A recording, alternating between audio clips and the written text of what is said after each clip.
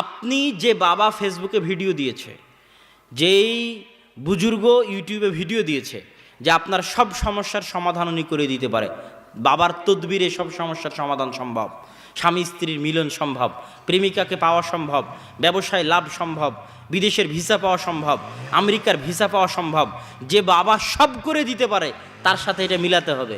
আল্লাহুস সামাদ, আল্লাহ হচ্ছেন মুখাপেক্ষীহীন। ওই বাবা মুখাপেক্ষীহীন কিনা? ওই বাবা কি পেশাব পায়খানা না করে থাকতে পারবে? কথা বলতে হবে। ওই বাবা কি না খেয়ে থাকতে পারবে? না ঘুমিয়ে থাকতে পারবে? যদি না ঘুমিয়ে থাকতে না পারে মানে সে ঘুমের মুখাপেক্ষী, না খেয়ে থাকতে না পারে মানে খাওয়ার মুখাপেক্ষী, না খেলে মরে যাবে। পেশাব পায়খানা না করে যদি থাকতে না পারে তার মানে পেশাব পায়খানার মুখাপেক্ষী। আর আল্লাহ, আল্লাহু লা ইলাহা ইল্লা হুয়াল হাইয়ুল কাইয়ুম, আল্লাহ হচ্ছেন ওই সত্তা যিনি চিরঞ্জীব, চিরস্থায়ী। ওই বাবা কি চিরঞ্জীব চিরস্থায়ী না মরবে? মরবে। লা তাখুযুহু সিনাতুন ওয়ালা নাওম, আল্লাহকে তন্দ্রা নিদ্রা স্পর্শ করে না, আল্লাহকে ক্লান্তি স্পর্শ করে না। তাহলে ওই বাবার ঘুম আসে না? আসে না? আসে। তাহলে যে এই জিনিসগুলোর মুখাপেক্ষী সে আপনার সরিষার সমপরিমাণ উপকার করতে পারবে? পারবে না। তাহলে আল্লাহ সুবহানাহু ওয়া তাআলা নামে অদ্বিতীয়, গুণে অদ্বিতীয়, সত্তাতে অদ্বিতীয়, এই বিশ্বাস হচ্ছে ঈমানের প্রথম স্তর। এই লা ইলাহা ইল্লাল্লাহর বিশ্বাস হচ্ছে ঈমানের প্রথম স্তর।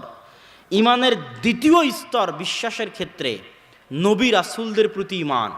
নবী রাসূলদের প্রতি ঈমান মানে নবী রাসূলেরা কি নূরের তৈরি?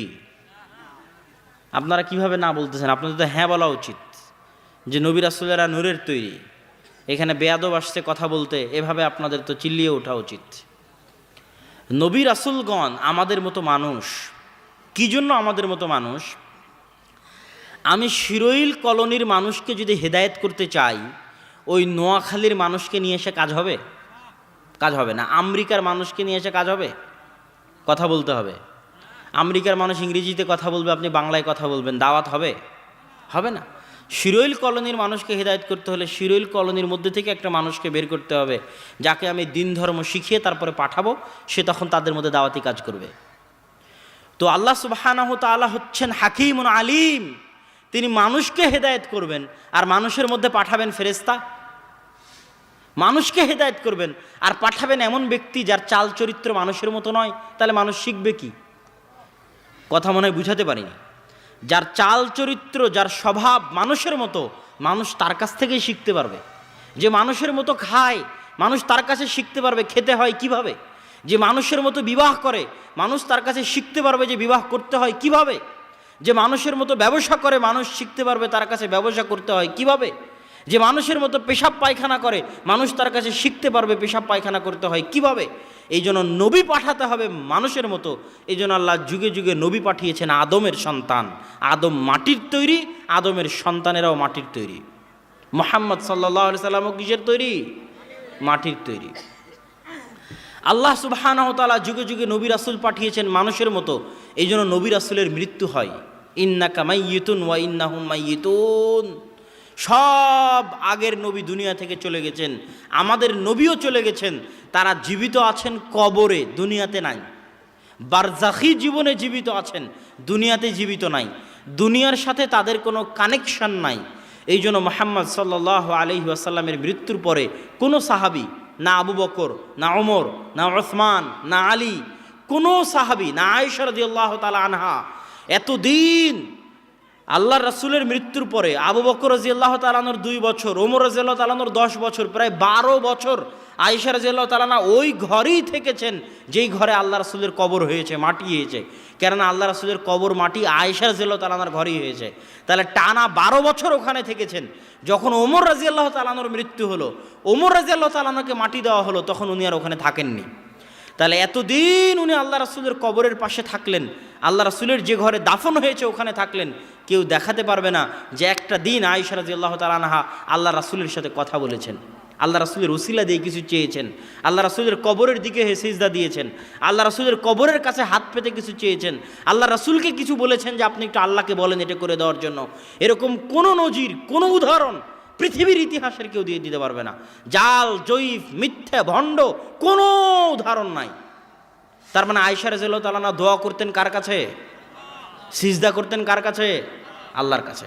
তার মানে আল্লাহ রাসূল যেহেতু দুনিয়া থেকে চলে গেছে, তার সাথে কোনো যোগাযোগ আর নাই। রাসূল সাল্লাল্লাহু আলাইহি ওয়াসাল্লামের ক্ষেত্রে আমাদেরকে আর একটা বিশ্বাস রাখতে হবে। যেমন একটা বিশ্বাস তিনি আদম সন্তান, তিনি মাটির তৈরি। একটা বিশ্বাস তিনি দুনিয়া থেকে চলে গেছেন। আর একটা বিশ্বাস অদৃশ্যের খবর, ভবিষ্যতের খবর, গায়েবের খবর একমাত্র কে জানে? আল্লাহ সুবহানাহু ওয়া তাআলা জানে। দুনিয়ার কেউই অদৃশ্যের খবর জানে না। স্বয়ং মুহাম্মদ সাল্লাল্লাহু আলাইহি ওয়াসাল্লামও অতটুকুই অদৃশ্যের খবর বলতে পারেন যতটুকু আল্লাহ তাকে জানান। আর যতটুকু আল্লাহ তাকে জানান না ততটুকু মুহাম্মদ সাল্লাল্লাহু আলাইহি ওয়াসাল্লাম বলতে পারেন না। আল্লাহ তাকে কিয়ামতের খবর জানাননি, এই জন্য উনি জানতেন না যে কবে কিয়ামত হবে। কবে কিয়ামত হবে এটাকে আল্লাহ রাসূল জানতেন না। তাহলে আজকের আমার আপনার মতো মুফতি কিভাবে বলে দিবে যে 2021 সালে ইমাম মাহদি আসবে, 2023 সালে কিয়ামত হবে? এটা সব কি ডাহা, মিথ্যা কথা, এটার কোনো ভিত্তি নাই। সুতরাং সম্মানিত উপস্থিতি, আমাদের ইমানের দ্বিতীয় বিষয় হচ্ছে কিসের প্রতি ইমান? নবীদের প্রতি ইমান। নবীদের প্রতি ইমানকে আমাদের মজবুত, ক্লিয়ার এবং পরিষ্কার করতে হবে। 3 নম্বর ইমান হচ্ছে ফেরেশতাদের প্রতি ইমান। ফেরেশতাদের প্রতি ইমান কি? আমরা কি কেউ বিশ্বাস করি ফেরেশতা আছে? কেউ বিশ্বাস করি না। আল্লাহর ওয়াস্তে কেউ বিশ্বাস করে না যে ফেরেশতা আছে, কিন্তু ফেরেশতা কিন্তু আছে। দুটো জিনিসের প্রতি ইমান আপনার জীবন পরিবর্তন করে দিবে। মজবুত ইমান, এক শয়তানের প্রতি আর এক ফেরেশতার প্রতি। কেউ বিশ্বাস করে না যে শয়তান আছে, আর কেউ বিশ্বাস করে না যে ফেরেশতা আছে। সবাই এমনি বলে যে বিশ্বাস করি ফেরেশতা আছে, এমনি বলে যে বিশ্বাস করি শয়তান আছে। আল্লাহর প্রতি বিশ্বাস করে, নবী রাসূলের প্রতি বিশ্বাস করে, এ কথা ঠিক, কিন্তু ফেরেশতার উপরও ঈমান নাই, শয়তানের উপরও ঈমান নাই। ফেরেশতার উপর ঈমান নাই কিভাবে? আমরা কি কোনো সময় গুনাহ করতে গিয়ে মনে হয় যে ফেরেশতা আমাদের সাথে আছে? মনে হয় না। অথচ দুনিয়ার প্রত্যেকটা কাজের জন্য ফেরেশতা নিযুক্ত আছে। এখানে ক্যামেরা ধরার লোক আছে, মাইক ঠিক করার লোক আছে, লাইটের লোক আছে, প্যান্ডেলের লোক আছে, নাস্তার লোক আছে, সাউন্ড বক্সের লোক আছে, স্টেজের লোক আছে, আমাকে আনার লোক আছে, আমার সাথে যোগাযোগের লোক আছে, আপনাদের সাথে যোগাযোগের লোক আছে, খাবার রেডি করার লোক আছে। তাহলে একটা ছোট্ট প্রোগ্রামে যদি এত কাজ লাগে, এই গোটা পৃথিবী চালাতে কত কাজ লাগে? গোটা পৃথিবী চালাতে কত কাজ লাগে? প্রত্যেক সেকেন্ডে লক্ষ লক্ষ মানুষের জান কবজ করা লাগতেছে। এটা কি কাজ নয়? কত বড় কাজ! কোটি কোটি মানুষের জান কবজ করতে হচ্ছে। প্রত্যেক সেকেন্ডে কোটি কোটি নতুন বাচ্চা জন্ম দিতে হচ্ছে। প্রত্যেক সেকেন্ডে কোটি কোটি মানুষের খাদ্যের ব্যবস্থা করতে হচ্ছে। প্রত্যেক সেকেন্ডে কোটি কোটি মানুষ অ্যাক্সিডেন্টে পড়তেছে, অ্যাক্সিডেন্ট থেকে রক্ষা পাচ্ছে, রক্ষা করতে হচ্ছে, অ্যাক্সিডেন্টে পড়তে হচ্ছে, পড়াতে হচ্ছে। প্রত্যেক সেকেন্ডে লাখ লাখ জায়গায় বৃষ্টি হচ্ছে, বৃষ্টি বর্ষণ করতে হচ্ছে। প্রত্যেক সেকেন্ডে ঝড় হচ্ছে, বাতাস প্রবাহিত হচ্ছে, অক্সিজেন প্রবাহিত হচ্ছে, রোদ উঠতেছে, সূর্য উঠতেছে, ডুবতেছে, চাঁদ উঠতেছে, ডুবতেছে। সারা পৃথিবীর অগণিত অসংখ্য লক্ষ কোটি কাজ কারা আঞ্জাম দেয়? কারা করে? ফেরেশতারা করে। জুনুদুল্লাহ, আল্লাহর বাহিনী, আল্লাহর সেনাবাহিনী কারা? ফেরেশতারা। প্রত্যেকটা কাজের জন্য ফেরেশতা আছে। কোথায় বৃষ্টি বর্ষণ করতে হবে, একটা ফেরেশতার দায়িত্বে দেওয়া আছে, তার বাহিনী আছে, সে ওটা করে বেড়াচ্ছে। কোথায় বৃষ্টি দেওয়া লাগবে, কোথায় দেওয়া লাগবে না, কোথায় কার জান কবজ করতে হবে, একটা আলাদা ফেরেশতার দায়িত্ব দেওয়া আছে, তার সাথে বিশাল বাহিনী আছে। তারা যেখানে যেখানে জান কবজ করার প্রয়োজন হচ্ছে সেখানে করতেছে। প্রত্যেক সন্তান যখন মায়ের পেটে ৪৪ হয়, তখন ওই ৪৪ শয়তানের মধ্যে রূহ দিতে হবে, তার তাকদীর লিখতে হবে, তার ভাগ্য লিখতে হবে, রূহ ফুঁকে দিতে হবে। রূহ তো আসমান থেকে আনতে হবে, দুনিয়া থেকে রূহ দিতে পারবে? দুনিয়া থেকে রূহ দেওয়া যায়? কথা বলতে হবে না, রূহ আসমান থেকে আনতে হয়। তো ওই রূহটা তো কেউ আনে। আমার মধ্যে যে রূহ দিয়েছে এটা তো কেউ আনে দিয়েছে। দুনিয়ার কোনো শক্তি রূহ তৈরি করতে পারে? তাহলে তার জন্য তো ফেরেশতা লাগবে। ৪৪ দিন একটা ফেরেশতার দায়িত্ব দেওয়া আছে যে প্রত্যেক নবজাতকের রূহ ফুঁকে দেয় আর তার তাকদীর লিখে দেয়, তার বাহিনী আছে আলাদা। আবার যখন বাচ্চা জন্ম নিচ্ছে তখন ওই বাচ্চার গায়ে শয়তান স্পর্শ করবে। রাসূল সাল্লাল্লাহু আলাইহি ওয়াসাল্লাম বলছেন, মা মিন মাউলুদিন, এমন কোনো আদম সন্তান নেই যে জন্মগ্রহণ করেছে ইল্লা ইয়ামাসসুহু শয়তান, আর শয়তান তাকে স্পর্শ করেনি, হাত্তা ইয়াস্তাহিল্লা সারিখান, প্রত্যেক যে নবজাতক নতুন শিশু জন্মের পরে কেঁদে ওঠে, তার কান্দার একটাই কারণ হচ্ছে শয়তানের স্পর্শ। আল্লাহু আকবার। মানে আমাদের সবার সাথে শয়তানের স্পর্শ আছে জন্মের পরে। কে কে নাই? ইল্লা মারিয়াম ওয়া ইবনুহু ঈসা, একমাত্র মারিয়াম আর ঈসাকে শয়তান স্পর্শ করেনি, বাকি আমি মুহাম্মদ, আমাকেও শয়তান স্পর্শ করেছে। প্রত্যেক মানুষের সাথে সর্বদা দুইজন বন্ধু আছে, কারিনান, জন্মের পর থেকে দুইটা বন্ধু, কারিনুম মিনাল মালাইকা ওয়া কারিনুম মিনাশ শাইতান। প্রত্যেক মানুষের সাথে দুইটা বন্ধু আছে, একটা শয়তান, একটা ফেরেশতা। আপনার অন্তরে প্রত্যেক যে খারাপ কাজের আগ্রহ জাগে, এটা আপনার নয়, এটা শয়তানের দেওয়া।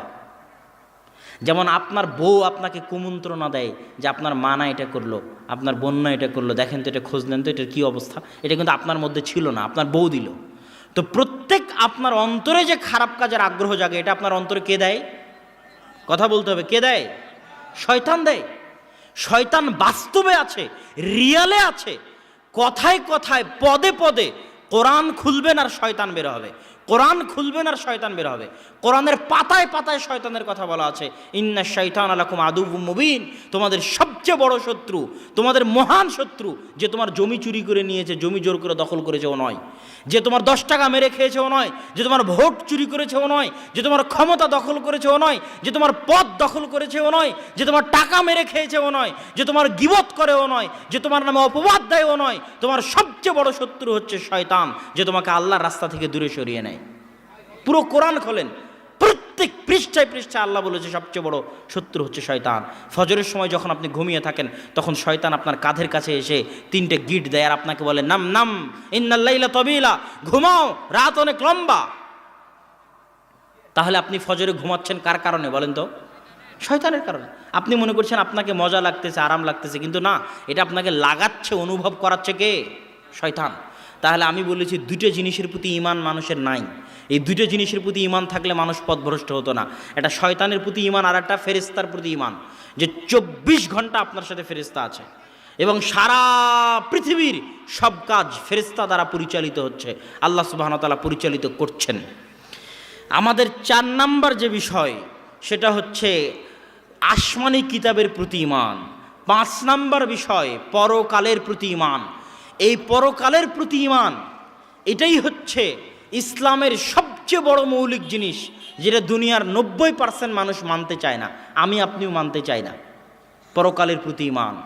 অমাল হায়াতুদ দুনিয়া ইল্লা মাতাউল গুরুর। শোনো, দুনিয়ার জীবন ধোঁকা মাত্র, দুনিয়ার জীবন খেলতামাশা মাত্র। ওই যে ছোট বাচ্চাটা পদ্মা নদীর ধারে গিয়ে বালু দিয়ে ঘর তৈরি করেছে, তারপর ওই ঘর ভেঙে দিয়ে ফিরে এসেছে, ওই ঘর তার নিকটে যেমন খেলতামাশা, এই দুনিয়া তেমন খেলতামাশা মাত্র। আজ আমি বাসা থেকে এসে এখানে আধা ঘন্টা 1 ঘন্টা অপেক্ষা করলাম, আবার বাসায় ফিরে যাব। আমার এই অপেক্ষা করা যেমন লম্বা সফরে, এই দুনিয়ার 60 বছরের জীবন তেমন।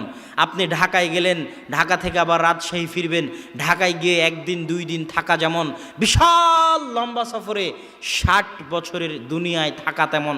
কিন্তু মানুষ এটা বুঝে না। মানুষ মনে করে এই 60 বছরের জীবনই প্রকৃত জীবন, এই 60 বছরের জীবনই শেষ জীবন, এই 60 বছরের অর্জনই সব অর্জন, আর এই 60 বছরের ব্যর্থতাই সব ব্যর্থতা। কিন্তু আল্লাহ সুবহানাহু ওয়া তাআলা কোরআন মাজিদে বলছেন, ফামান যুহজিহা আনিন নার ওয়া উদখিলাল জান্নাহ ফাকাদ ফাজ। শোনো, দুনিয়ার মানুষ, দুনিয়ার ব্যবসা আসল ব্যবসা নয়, দুনিয়ার ব্যবসায় লাভবান হওয়া আসল লাভবান হওয়া নয়। আসল ব্যবসা আল্লাহর সাথে ব্যবসা। আসল ব্যবসা কার সাথে ব্যবসা? আল্লাহর সাথে ব্যবসা। আসল লাভ আল্লাহর সাথে ব্যবসায় লাভবান হওয়া। ফামান যুহজিহা আনিন নার, কিয়ামতের মাঠে যাকে জাহান্নামের আগুন থেকে দূরে করে দেওয়া হলো, ওয়া উদখিলাল জান্নাহ, জান্নাতে প্রবেশ করিয়ে দেওয়া হলো। যে দেখলো যে সে কিয়ামতের মাঠে জান্নাতে, ফাকাদ ফাজ, আসল সফল, আসল সাকসেসফুল, আসল লাভবান, আসল সফল কাম সেই। দুনিয়ার কোনো সফলতা আসল সফলতা নয়, দুনিয়ার কোনো লাভ আসল লাভ নয়, দুনিয়ার কোনো লস আসল লস নয়, দুনিয়ার কোনো ব্যর্থতা আসল ব্যর্থতা নয়। আসল ব্যর্থতা, আসল লস, আসল লাভ মরার পরের লাভ লস। এই জন্য একটা বই আপনাদের শ্রদ্ধেয় শায়েখ আব্দুর রাজ্জাক বিন ইউসুফের আছে, কে বড় ক্ষতিগ্রস্ত আর কে বড় লাভবান। যে আসল ক্ষতিগ্রস্ত কে? দুনিয়ার ব্যবসায়। আসল লাভবান কে? দুনিয়ার লাভবান। না পরকালের লাভবান। আসল ক্ষতিগ্রস্ত কে? মান খাসিরা খুসরানাম মুবিনা মান ফাযা ফাওজাম মুবিনা। আসল সফল কামকে, আসল ক্ষতিগ্রস্তকে, মৃত্যুর পরে যে লাভবান সেই আসল লাভবান, মৃত্যুর পরে যে ক্ষতিগ্রস্ত সে আসল ক্ষতিগ্রস্ত। এই জন্য একটা কথা আছে, আল কাইয়িসু মান দানা নাফসাহ ওয়া আমিলা লিমা বা'দাল মাউত। বুদ্ধিমান সেই যে নিজের সমালোচনা করে, পাগল সেই যে অন্যের সমালোচনা করে। বুদ্ধিমান সেই যে নিজের ভুল ত্রুটি খোঁজে, বোকা সেই যে অন্যের ভুল ত্রুটি খোঁজে। বুদ্ধিমান সেই যে মরার পরের জন্য প্রস্তুতি নেয়, আর বোকা সেই যে মরার পরের জন্য প্রস্তুতি নেয় না। ওই যে যুবক 50,000 টাকার চাকরি ছেড়েছে দাড়ির জন্য, ও পাগল নয়, যারা ওকে পাগল বলতেছে তারা পাগল। যে যুবক হারাম রুজির জন্য, নিজের হারাম রুজির জন্য নিজের ঈমান বিক্রি করে দিয়েছে, ওকে যারা বুদ্ধিমান বলতেছে, চালাক বলতেছে, ওরা বুদ্ধিমান চালাক নয়। বুদ্ধিমান চালাক ওরাই যারা দুনিয়া বিসর্জন দিয়েছে কিন্তু ঈমান বিসর্জন দেয়নি। ইন্নামা ইয়াখশাল্লাহু মিন ইবাদিহিল উলামা। আল্লাহকে ভয় করে জ্ঞানীরা, বুদ্ধিমানেরা, চালাকেরা আল্লাহকে ভয় করে। বোকা গর্ধব গাধারা আল্লাহকে ভয় করে না। এরা মনে করে এই দুনিয়াই শেষ, তখন মরার পরে বিপদে পড়ে যায়, মরার পরে গিয়ে দেখে বিপদ। আর বুদ্ধিমানেরা মনে করে না এই দুনিয়া শেষ নয়, অবশ্যই হতে পারে না, পরকালে কিছু আছে, অতএব আমাকে সজাগ হয়ে চলতে হবে, অতএব হালাল পন্থায় জীবনযাপন করতে হবে। ও হারাম পন্থায় যা যা পেয়েছে আমার হালাল পন্থায় তাই পাওয়া সম্ভব। ও হারাম পন্থায় 10টা মেয়ের সাথে সম্পর্ক করেছে, আমি হালাল পন্থায় 1টা থেকে 4টা মেয়েকে বিবাহ করেছি, বিষয় একই, মজা আনন্দ একই, কোনো পার্থক্য নাই। ও হারাম পন্থায় 10তলা বিল্ডিং বানিয়েছে, আমি হালাল পন্থায় 1তলা বানিয়েছি, কোনো পার্থক্য নাই। ও হারাম পন্থায় পোলাও বিরিয়ানি কোরমা খেয়েছে, আমি হালাল পন্থায় পান্তা ভাত আর আলু ভর্তা খেয়েছি, হয়তো মাসে একদিন গোস্ত খেয়েছি, কোনো পার্থক্য নাই। ওরও জীবন চলে গেছে, আমারও জীবন চলে গেছে, কিন্তু মরার পরে ও বিপদে আর আমি লাভে আছি। সুতরাং বুদ্ধিমান আমি, আর ও বোকা, ও পাগল, ও বুঝতে পারেনি, জীবনের হাকিকত সম্পর্কের জ্ঞান নাই, দুনিয়ার বাস্তবতা সম্পর্কের জ্ঞান নাই, আল্লাহর অস্তিত্ব সম্পর্কের জ্ঞান নাই, জান্নাত জাহান্নাম সম্পর্কের জ্ঞান নাই, পরকাল সম্পর্কের জ্ঞান নাই, কিয়ামত সম্পর্কের জ্ঞান নাই। বিচার হতেই হবে। এত বড় বিশাল পৃথিবী আল্লাহ এমনি সৃষ্টি করেনি। আল্লাহ আমাকে এবং আপনাকে এমনি খেলতামাশা করে সৃষ্টি করেনি। এত বড় বিশাল প্রোগ্রামের যদি নিয়ন্ত্রণ থাকে, এই ছোট্ট একটা প্রোগ্রামের যদি নিয়ন্ত্রণ থাকে, বাংলাদেশের সংসদ ভবনের একটা ছোট্ট অনুষ্ঠানের যদি নিয়ন্ত্রণ থাকে, টাইম টেবিল থাকে, কয়টা থেকে কয়টা পর্যন্ত থাকে, তো এই বিশাল পৃথিবী আল্লাহ চালাবেন, কোনো টাইম টেবিল থাকবে না, কোনো নিয়মকানুন থাকবে না। মানুষকে আল্লাহ এমনি বানাবেন, খাবে দাবে হাঁকবে পেশাব করবে, তারপরে দুনিয়া থেকে চলে যাবে। এত বড় ব্যর্থ সৃষ্টিকর্তা আল্লাহ, এত বড় অচল অযোগ্য সৃষ্টিকর্তা আল্লাহ, অসম্ভব। প্রত্যেকটা জিনিসের আল্লাহ হিসাব নেওয়ার ব্যবস্থা রেখেছেন। ইয়াউমাইদিন তুহাদ্দিসু আখবারাহা বিআন্না রাব্বাকা আওহা লাহা। কিয়ামতের মাঠে জমিন কথা বলবে, সবচেয়ে ভয়ঙ্কর যন্ত্র, ভয়ঙ্কর অস্ত্র, যা যা ঘটেছে সব সেভ করে রেখেছে মেমোরি কার্ডের মতো। কিয়ামতের মাঠে সব টপ টপ করে বলবে। ইয়াউমাইদিন নাখতিমু আলা আফওয়াহিহিম। ওই দিন আমি তাদের মুখমণ্ডল সিলাই করে দিব, তাদের হাত কথা বলবে, যেখানে যেখানে স্পর্শ হয়েছে কথা বলবে। আজকে আমার হাতের ফিঙ্গারপ্রিন্ট নিয়ে যদি আমাকে পরীক্ষা করা যায়, ফরেনসিক রিপোর্ট নিয়ে যদি রিভলভার দিয়ে গুলি আমি করেছিলাম কিনা সেটা পরীক্ষা করা যায়, তো আমার হাত কোথায় কোথায় স্পর্শ করেছিল তাকে এখানে সেভ নাই? হ্যাঁ, কি বলেন আপনি? অবশ্যই সেভ আছে। এটা কিয়ামতের মাঠে কথা বলবে। আল্লাহ ওভাবেই তৈরি করেছেন। সুতরাং আল্লাহ সুবহানাহু ওয়া তাআলার কোনো সৃষ্টি অনর্থক নয়। তাহলে আমাদের পঞ্চম ঈমান হচ্ছে পরকালের প্রতি ঈমান। ষষ্ঠ ঈমান আল কদর বিখাইরিহি ওয়া শাররিহি, তাকদীরের ভালো মন্দ। এটা এমন একটা জটিল বিশ্বাস যেটা মানুষকে আত্মিক শান্তি দিতে পারে, মানুষকে আত্মহত্যা থেকে বাঁচাতে পারে, মানুষকে চিন্তা থেকে বাঁচাতে পারে, মানুষকে টেনশন থেকে বাঁচাতে পারে, মানুষকে রাত্রে আরামের ঘুম দিতে পারে।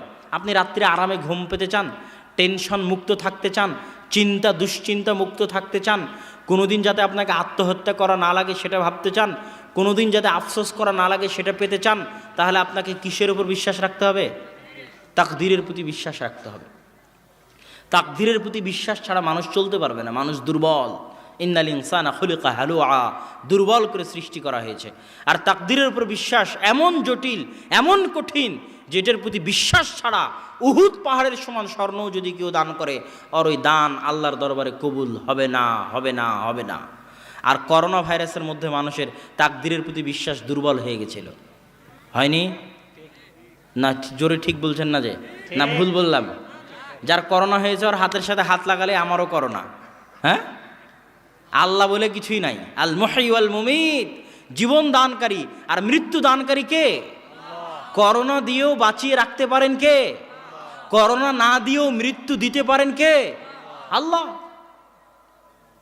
তাহলে আমি যদি সবকিছুই করোনাকে মনে করে নিই আর তাকদীরের উপর সরিষা সম পরিমাণ বিশ্বাস না রাখি, তাহলে আমার ঈমানটা গেল কোথায়? তাহলে করোনার এখান থেকে আপনাদের শিক্ষা নিতে হবে, ভবিষ্যতে যা কিছু ঘটবে সব কিছুর ক্ষেত্রে বলতে হবে ইযা আসাবাতহুম মুসিবাহ ক্বালু ইন্না লিল্লাহি ওয়া ইন্না ইলাইহি রাজিউন। যখনই তাদের সাথে কোনো ঘটনা ঘটে, যারা মুমিন, যখনই তাদের সাথে কোনো ঘটনা ঘটে, যে কোনো প্রকার দুর্ঘটনা, বিপদ আপদ, সমস্যা, তখনই তারা বলে ইন্না লিল্লাহ ওয়া ইন্না ইলাইহি রাজিউন। আমি আর আমার যা কিছু আছে সবই আল্লাহর। আমি, আমার 10 বিঘা জমি, আমার ছেলে, আমার মেয়ে, আমার স্ত্রী পুত্র, আমার বাড়িঘর, আমার পদ পদবি সব কার? আল্লাহর দেওয়া। তা আল্লাহর দেওয়া জিনিস যদি আল্লাহ নিয়ে চলে যায়, আমার কিছু করার আছে? সন্তান আল্লাহ দিয়েছে, আমার কিছু সাধ্য ছিল সন্তান জন্ম দেওয়ার? আল্লাহর সন্তান আল্লাহ নিয়ে চলে গেছে, আমার কিছু করার আছে? আমার সাধ্য ছিল টাকা ইনকাম করার, আল্লাহ টাকা দিয়েছে, আল্লাহর টাকা আল্লাহ নিয়ে গেছে, আমার কিছু করার আছে? ইন্না লিল্লাহ, আমি নিজে আর আমার যা কিছু আছে সব কিছুর আসল মালিক কে? ওয়া ইন্না ইলাইহি রাজিউন, আর একদিন আমরা আল্লাহর দিকেই ফিরে যাব। তাহলে যখনই আপনি এটা বলতে পারবেন, তখন দুনিয়ার কোনো বিপদ আর বিপদ থাকবে না, দুনিয়ার কোনো সমস্যা থাকবে না। সব বিপদ, সব সমস্যা আপনি মোকাবেলা করতে পারবেন আল্লাহর ভরসায়, আল্লাহর দয়ায়, আল্লাহর প্রতি ঈমান রেখে, আল্লাহর প্রতি আস্থা রেখে, তাকদীরের প্রতি বিশ্বাস রেখে। এখন মানুষ বলে তাকদীরে যদি জাহান্নাম লেখা থাকে তাহলে আমল করে লাভ কি? তাকদীরে যদি জান্নাত লেখা থাকে তা আমল করে লাভ কি? বলে না? তাকদীরে যদি আমার ফকির লেখা থাকে তোমার কাজ করে লাভ কি? বিষয়টা কিন্তু এটা নয়। বিষয় হচ্ছে কি? তাকদীর আল্লাহর জ্ঞান। তাকদীর আল্লাহর কি জিনিসটা বুঝতে হবে। তাকদীর আল্লাহর কি বলেন তো? ইলমুল্লাহ, আল্লাহর জ্ঞান হচ্ছে আল্লাহর তাকদীর। আল্লাহর জ্ঞান হচ্ছে তাকদীর। আল্লাহ জানেন যে আমি এটা করব, এটা হচ্ছে তাকদীর, কিন্তু আমি করব স্বেচ্ছায়। কিন্তু আল্লাহর জ্ঞানের গভীরতা, আল্লাহর জ্ঞানের বিশালতা, আল্লাহর জ্ঞানের প্রশস্ততা এত বেশি যে বান্দা কি করবে এটাও আল্লাহ জানে। আজ থেকে 500 বছর পর কি ঘটবে এটাও আল্লাহ জানে। 1000 বছর পর কি ঘটবে সেটাও আল্লাহ জানে। এটা আল্লাহর জ্ঞানের গভীরতা। কিন্তু আল্লাহর জানার জন্য ওটা ঘটতে বাধ্য নয়, ওটা স্বেচ্ছায় ঘটবে। আমি আপনি স্বেচ্ছাতেই নেকি করব, স্বেচ্ছাতেই গুনাহ করব, কিন্তু আমি যে গুনাহ করব, নেকি করব, এটা কে জানে? আল্লাহ সুবহানাহু ওয়া তাআলা জানে। এটা হচ্ছে তাকদীর। এই তাকদীরের প্রতি আমাদের মজবুত বিশ্বাস থাকতে হবে, আমাদের ছেলে মেয়েদের মজবুত বিশ্বাস থাকতে হবে। তাহলে এই যে 6টা বিষয়ের প্রতি আপনাদেরকে ঈমান এর আলোচনা করলাম, এই 6টা বিষয়ের প্রতি যদি কারো সরিষা সমপরিমাণ সন্দেহ থাকে, সে কি মুমিন না কাফের? জোরে বলতে হবে, কি? কাফের। সরিষা সমপরিমাণ সন্দেহ থাকলে সে কাফের। তাকদীরের প্রতি সন্দেহ থাকলে, পরকালের প্রতি সন্দেহ থাকলে, আল্লাহর অস্তিত্ব, নাম, গুণাবলীর প্রতি সন্দেহ থাকলে, আল্লাহর উলুহিয়াতে সন্দেহ থাকলে, আল্লাহর উলুহিয়াতে সন্দেহ মানে শিরক। শিরক শব্দের অর্থ হচ্ছে শেয়ার করা, ভাগ করা। ভাগ করা বুঝেন? আপনারা শেয়ারে ব্যবসা করেন না? শরিকানার ব্যবসা করেন না? করেন না? মানুষ করে না? করে না? করে। তো শেয়ারের ব্যবসা, শরিকানার ব্যবসা যেমন ভাগ করে করা হয়, যে আমার 500 তোমার 500 টাকা, শিরক তেমন ভাগ করা। আল্লাহর সাথে ব্যবসাকে ভাগ করা, আল্লাহর উলুহিয়াতকে ভাগ করা, আল্লাহর দাসত্বকে ভাগ করা,